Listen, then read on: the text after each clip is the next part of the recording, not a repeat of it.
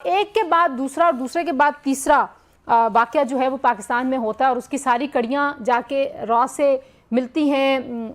हारिस नवाज साहब, क्या आप समझते हैं कि अब ये जो इतनी फ्रस्ट्रेशन है भारत के अंदर कि वो किसी भी हद तक जाने के लिए तैयार हैं, यहाँ पे सियासी और समाजी शख्सियात के कत्ल तक वो मुलविस हैं, जैसे पूरी दुनिया में वो बदनाम हैं कि वहाँ भी जाके वो कभी सिख रहनुमाओं को कत्ल करते हैं। कनाडा, ऑस्ट्रेलिया, कौन सी जगह है जहाँ पे उनको बदनामी नहीं मिली?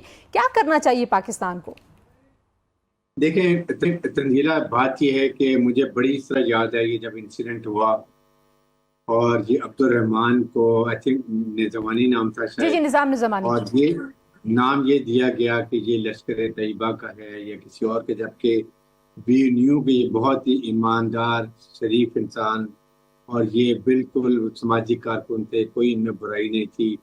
लेकिन इंडिया ने, आपने देखा अपने गोदी मीडिया पे किस तरीके से इसको कवर किया, शो किया जी बहुत बड़ा, हमने जी एक बड़ा टेररिस्ट को मार दिया, वो शो किया, हमने बड़ा क्लियर क्लैरिफाई किया कि ये बड़ा सामाजिक कारकुन शरीफ इंसान थे जिनको मार दिया गया है।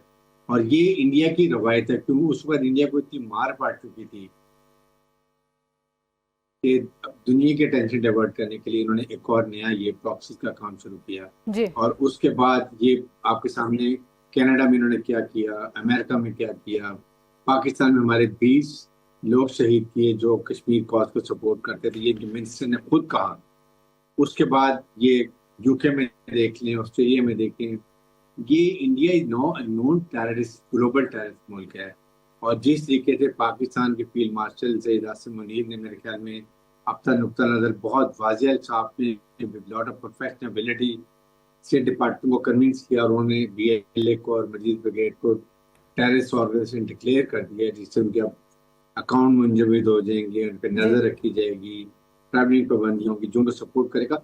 तो अब इनके ऊपर ये बड़ा मुश्किल होगा सपोर्ट करना। लेकिन मेरे ख्याल में हमें इस वक्त जिस तरीके से हमारा नुक्ता दुनिया में समझा जा रहा है, हमारे फील्ड मास्टर को दुनिया बुला के समझ रही है और वो उनकी बात को सुनते हैं, हमें इसको आउट बिल्कुल क्लियर ब्लो अप करके बात करनी चाहिए, फैक्ट एंड फिगर के साथ बताएं कि इंडिया कैसे पाकिस्तान को डिस्टेबलाइज करना चाह रहा है।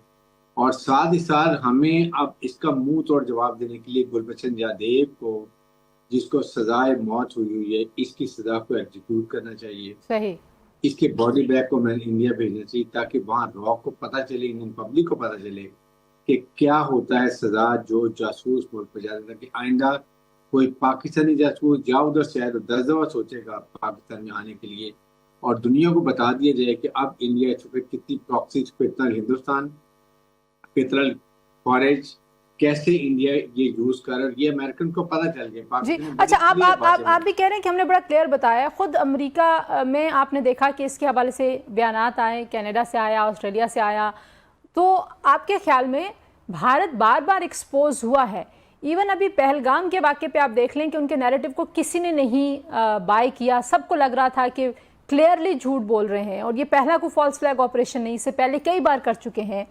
अब क्या होना चाहिए आपके ख्याल में? ज़बानी कलामी मजम्मत जो है वो ज़ाहिर काफ़ी नहीं है। India is a largest, one of the largest markets of the world, ये अपनी जगह पे एक हकीकत है। लेकिन ये जो बदमाशी है, इसको तो रोकने के लिए कुछ दुनिया को किसी कहते हैं ना आप, कुछ टेंजिबल चीज़ करती हुई दुनिया आपको दिखाई देती है आने वाले दिनों में?